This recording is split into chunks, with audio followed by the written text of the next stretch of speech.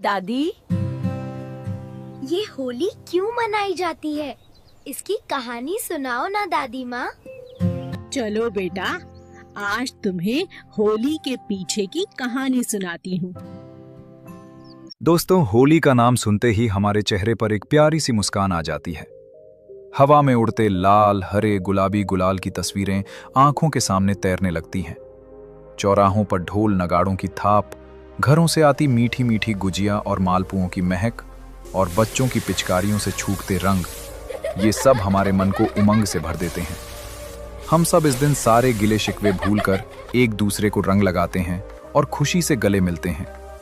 लेकिन क्या आपने कभी इस शोर और जश्न के बीच एक पल के लिए रुककर सोचा है कि रंगों का ये खूबसूरत त्योहार आखिर मनाया क्यों जाता है?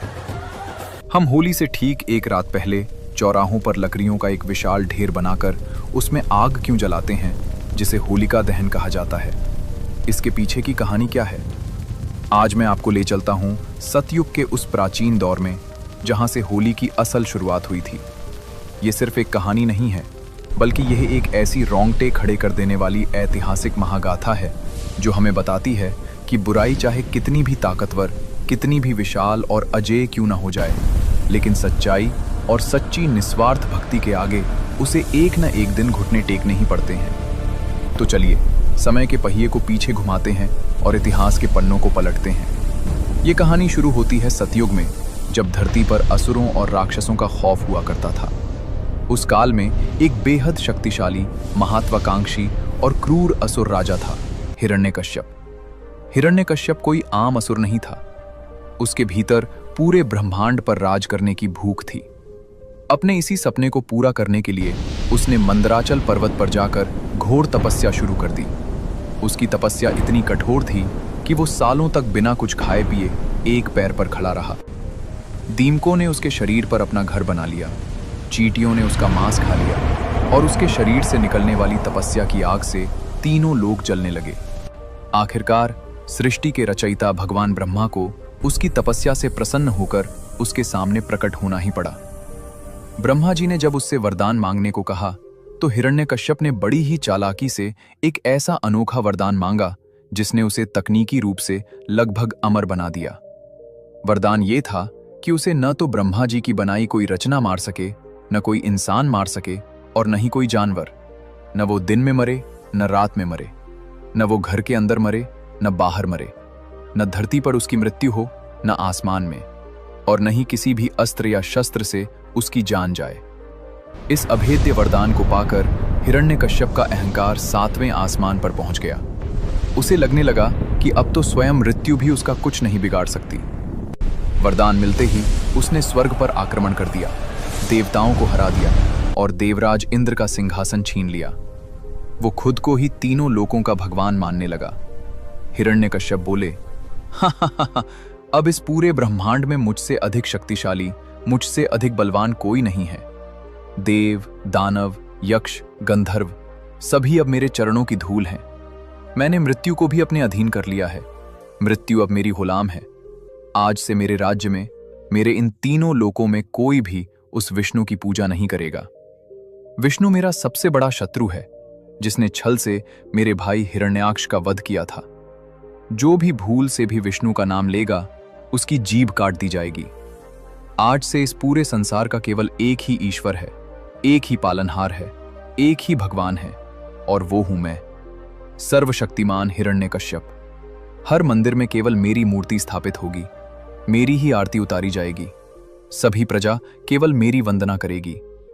जो मेरी आज्ञा का उल्लंघन करेगा, उसे मृत्यु से भी भयानक दंड दिया जाएगा। हिरण्यकश्यप के इस खौफनाक आदेश और डर से पूरे राज्य में हाहाकार मच गया। डर के मारे लोग भगवान विष्णु का नाम भूलकर, विवश होकर हिरण्यकश्यप की पूजा करने लगे। धरती पर चारों तरफ अधर्म और अन्याय का अंधेरा छा गया। लेकिन कहते हैं ना कि जब अंधेरा सबसे घना होता है, तभी सवेरा होता है। नियति का खेल देखिए। उसी अहंकारी और क्रूर राजा के घर में, उसी के महल में एक ऐसे बालक ने जन्म लिया जो जन्म से ही भगवान विष्णु का परम भक्त था। उस बालक का नाम था प्रहलाद। जब प्रहलाद अपनी माता कयाधु के गर्भ में था, तभी देवर्षि नारद ने उन्हें भगवान विष्णु की महिमा और भक्ति का ज्ञान दिया था। इसीलिए प्रहलाद बचपन से ही शांत, दयालु और भगवान विष्णु की भक्ति में पूरी तरह लीन रहने वाला बालक था। उसे राक्षसों वाले खेल पसंद नहीं थे।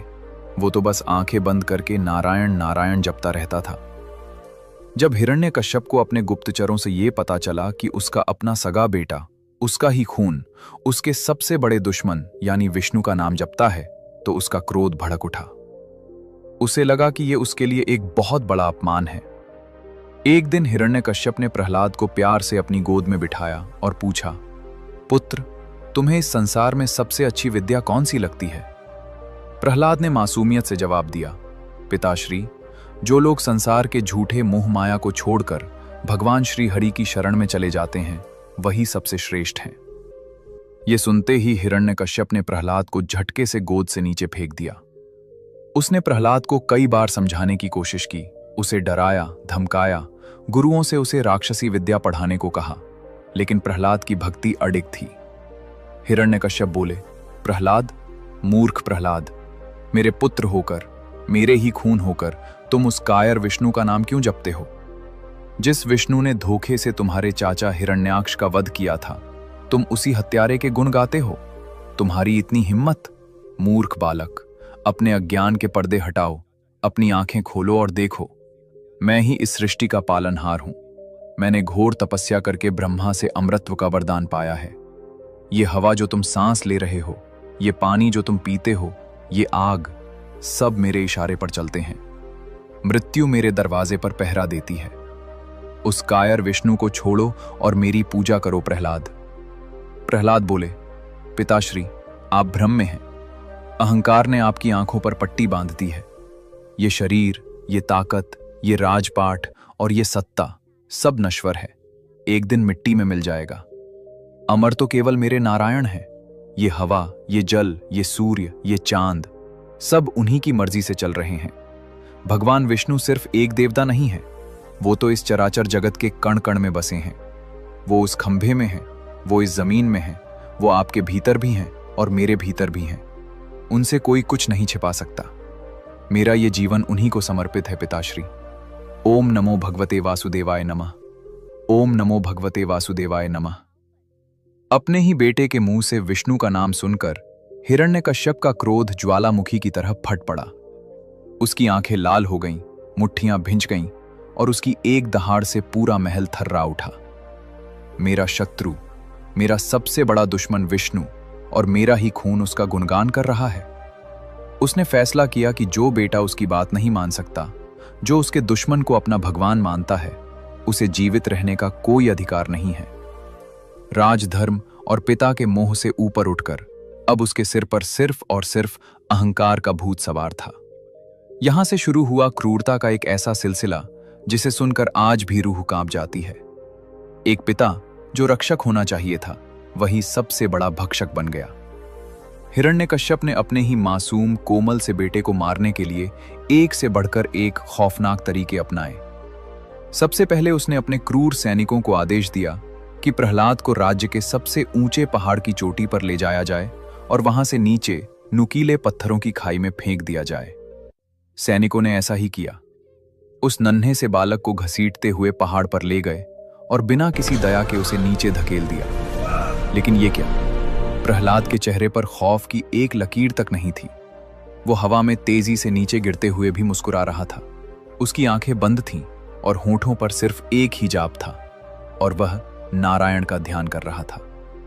धरती के कठोर पत्थरों पर गिरने से पहले ही हवाओं ने उसका रास्ता मोड़ दिया। भगवान विष्णु ने उसे फूलों की तरह अपनी बाहों में सुरक्षित थाम लिया। जब सैनिक नीचे पहुंचे तो देखा प्रहलाद मिट्टी में खेल रहा था। प्रहलाद को एक खरोंच तक नहीं आई। ये खबर सुनकर हिरण्यकश्यप बौखला गया। उसका अहंकार चूर चूर हो रहा था। उसने एक नई चाल चली। उसने प्रहलाद को एक पागल और खूंखार हाथी के पैरों तले कुचलवाने की कोशिश की। एक ऐसा हाथी जिसे कई दिनों से भूखा रखा गया था, जो जंजीरें तोड़कर चिंगाड़ रहा था। जब उस विशाल जानवर को प्रहलाद की तरफ छोड़ा गया तो देखने वालों की सांसें अटक गईं। जमीन कांपने लगी। लेकिन हाथी प्रहलाद के पास आते ही शांत हो गया। प्रहलाद के तेज और भक्ति ने उस जानवर के क्रोध को हर लिया था और उसने अपनी सूंड से प्रहलाद के चरण स्पर्श कर लिए। हिरण्यकश्यप का पागलपन अब अपनी सीमा पार कर चुका था। इसके बाद प्रहलाद को भूखे जहरीले सांपों के बीच एक अंधेरी कोठरी में छोड़ दिया गया, एक ऐसी जगह जहां एक दंश ही किसी की भी जान लेने के लिए काफी था। मगर वो सांप जो काल का रूप थे, वो भी प्रहलाद के लिए एक रक्षक बनकर उसके चारों ओर बैठ गए, मानो शेषनाग स्वयं उसकी रक्षा कर रहे हों। जब इस पर भी बात नहीं बनी तो प्रहलाद को जहर दिया गया, एक ऐसा हलाहल जहर जिसका रंग देखकर ही इंसान दम तोड़ दे। लेकिन विष्णु की कृपा से वो जहर भी प्रहलाद के गले से नीचे उतरते ही अमृत बन गया। अब हिरण्यकश्यप हार मान चुका था, उसका सारा गुरूर मिट्टी में मिल गया था। उसे समझ नहीं आ रहा था कि इस छोटे से बालक को कैसे मारा जाए। उसके पास कोई भी ऐसा अस्त्र या शस्त्र नहीं बचा था जो प्रहलाद का बाल भी बांका कर सके। और जब सारे हथकंडे फेल हो गए, तब हताश हिरण्यकश्यप ने अपनी बहन होलिका को बुलाया। होलिका कोई साधारण स्त्री नहीं थी, उसके पास एक रहस्यमयी शक्ति थी। भगवान ब्रह्मा ने उसकी तपस्या से प्रसन्न होकर उसे एक विशेष चुनरी या शॉल वरदान में दी थी।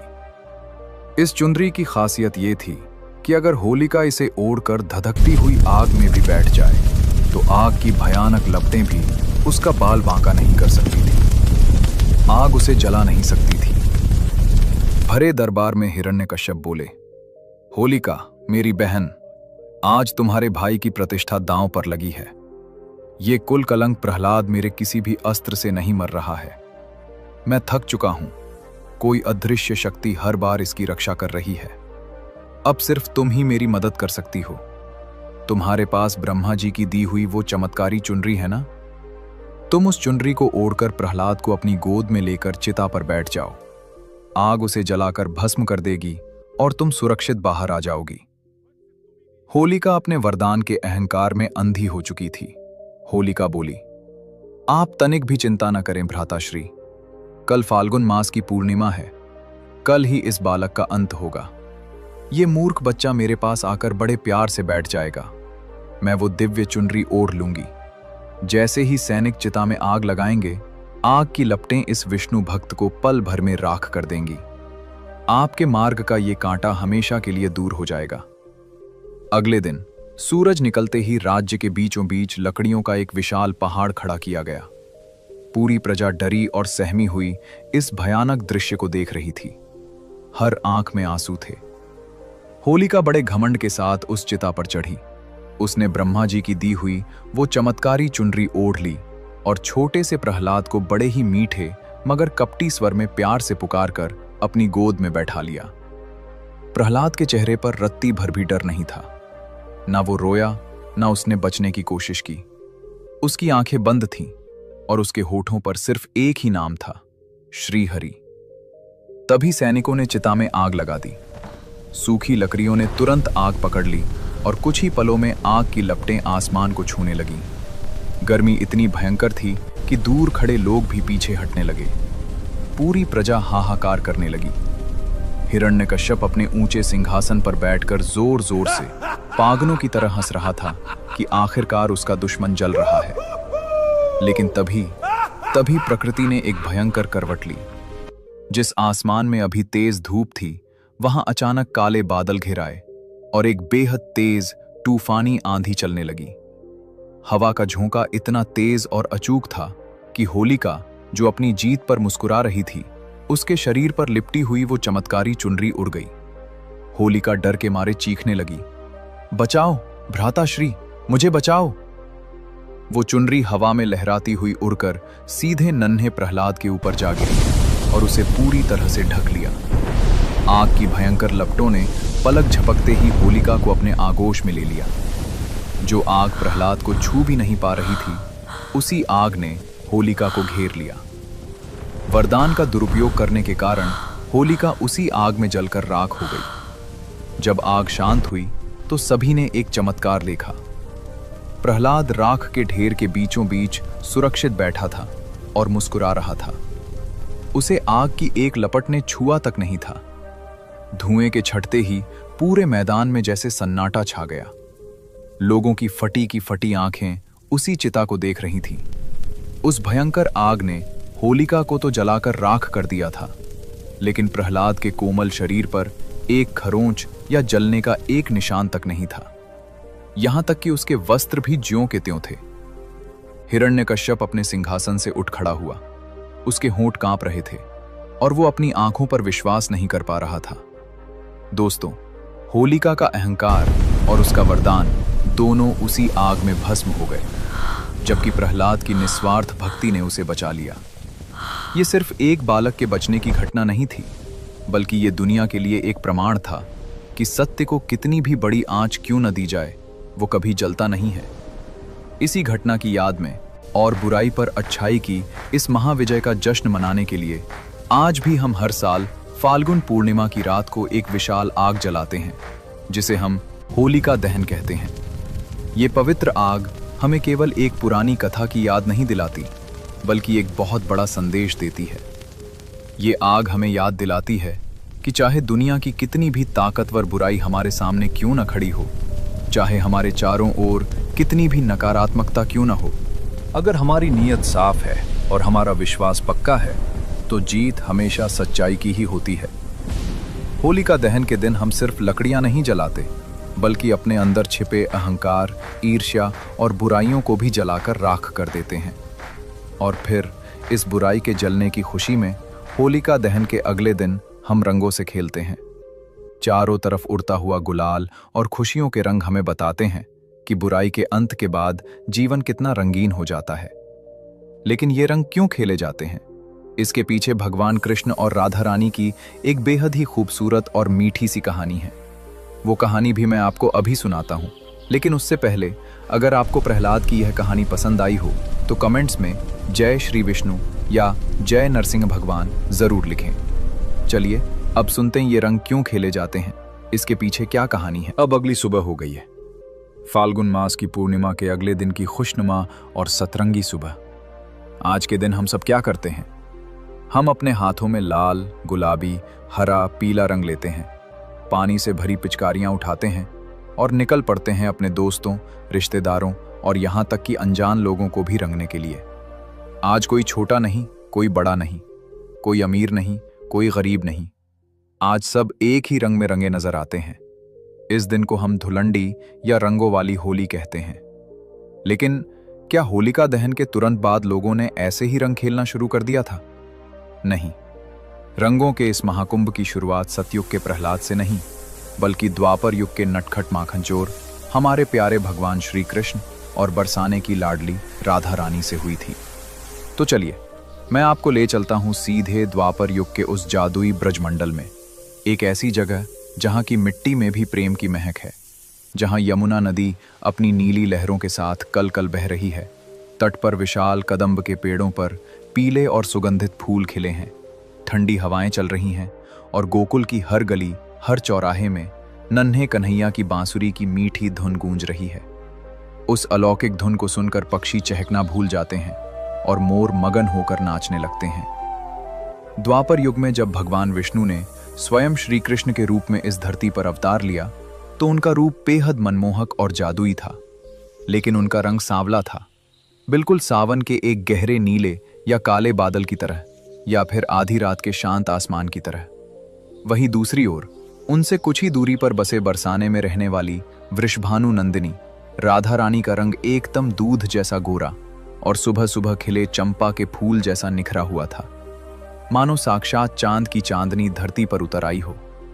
कृष्ण जब छोटे थे तो वे अपने सखाओं के साथ अपनी गायें चराते चराते अक्सर यमुना पार करके बरसाने की तरफ निकल जाया करते थे। वहां राधा रानी और उनकी सहेलियां गोपियां कदम के पेड़ों पर झूला झूलती, तरह तरह के खेल खेलती और हमारे नटखट कन्हैया को चिढ़ाने का कोई भी मौका नहीं छोड़ती थीं। कन्हैया को राधा रानी बहुत प्रिय थीं। वे उन्हें छुप छुप कर देखा करते थे, लेकिन उनके मन में अपने सांवले रंग को लेकर एक मासूम सी प्यारी सी शिकायत हमेशा रहती थी, जो गोपियों की हंसी सुनकर और बढ़ जाती थी।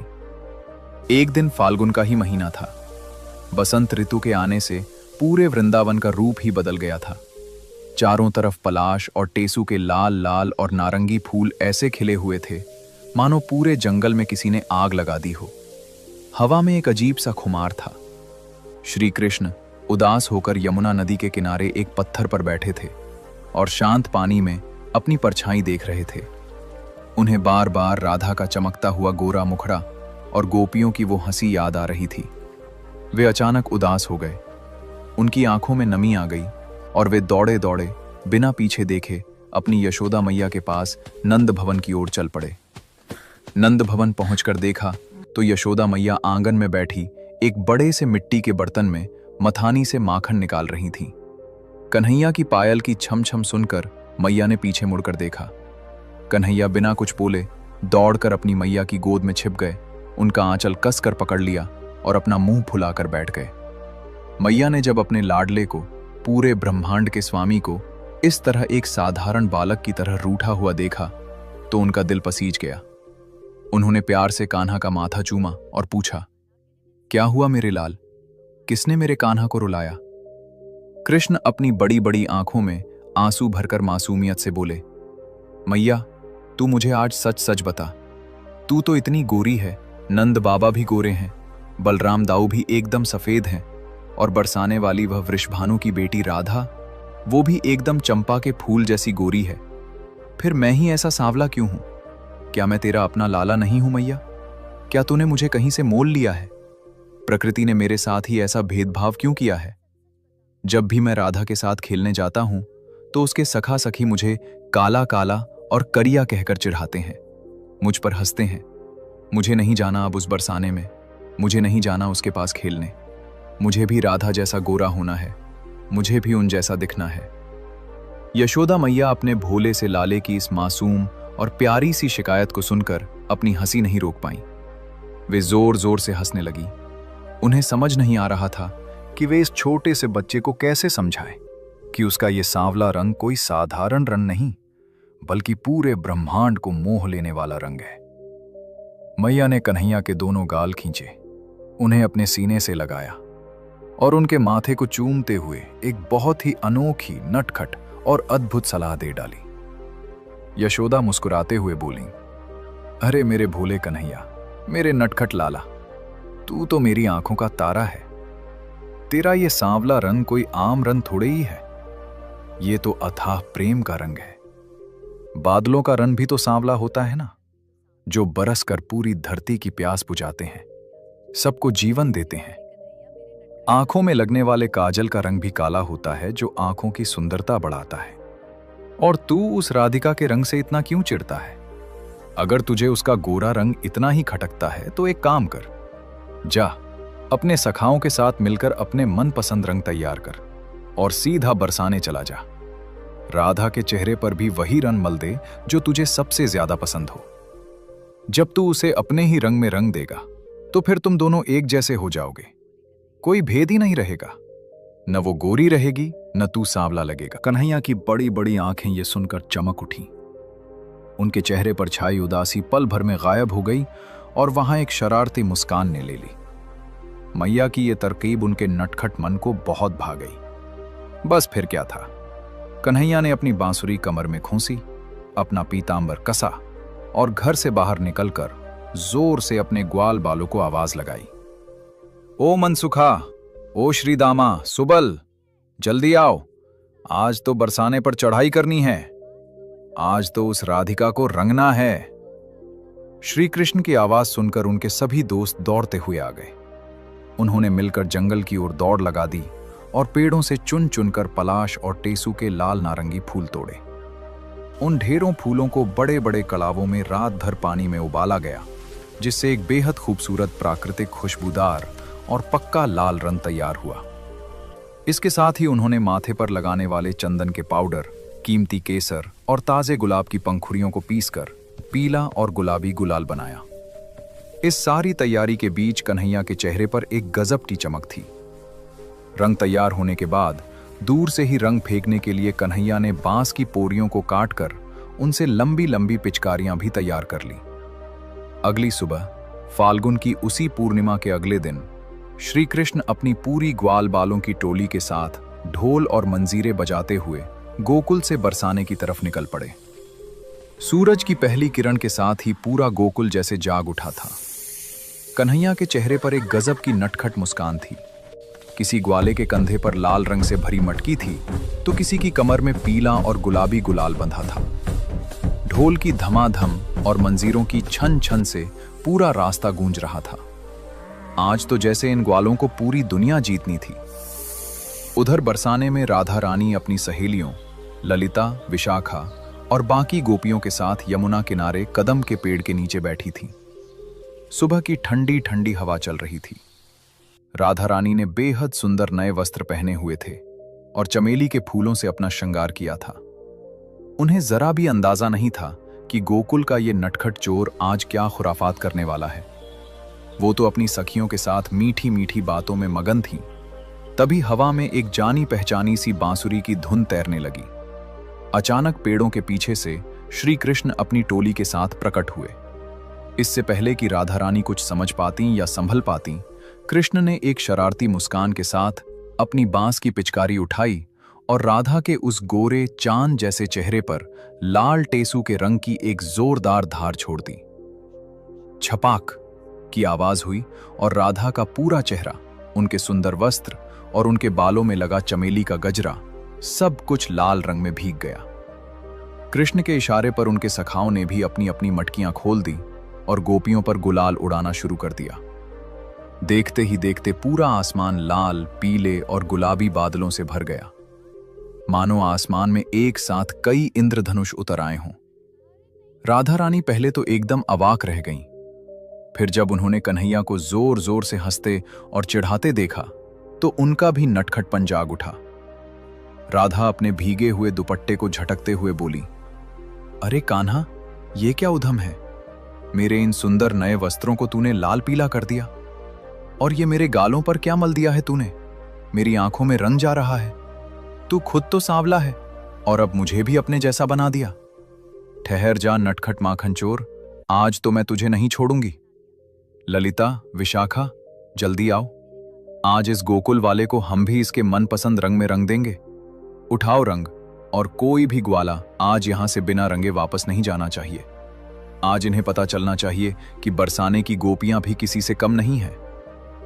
कृष्ण अपने दोनों हाथ कमर पर रखकर ठहाका लगाते हुए बोले, राधे, आज तो बुरा ना मानो, आज तो होली है।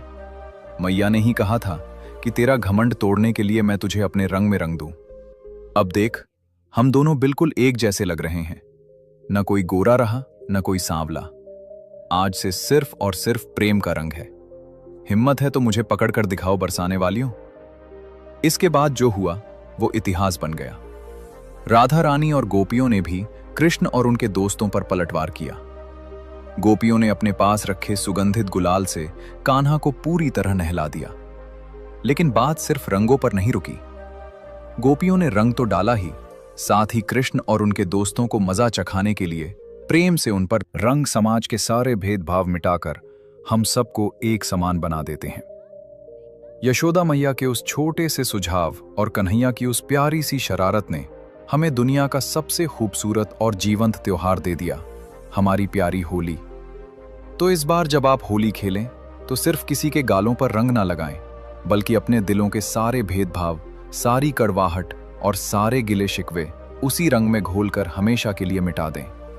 किसी रूठे हुए को मना लें, किसी अजनबी को अपना बना लें, क्योंकि जब दिल के तार जुड़ते हैं तभी होली का असली रंग निखर कर आता है। यही है होली का असली मतलब। आप सभी को रंगों और प्रेम के इस महापर्व की बहुत बहुत शुभकामनाएं। हैप्पी होली। अगर आपको यह कहानी पसंद आई हो तो इस वीडियो को लाइक करें, अपने दोस्तों के साथ शेयर करें और कमेंट्स में राधे राधे या जय श्री कृष्ण जरूर लिखें। मिलते हैं अगले वीडियो में।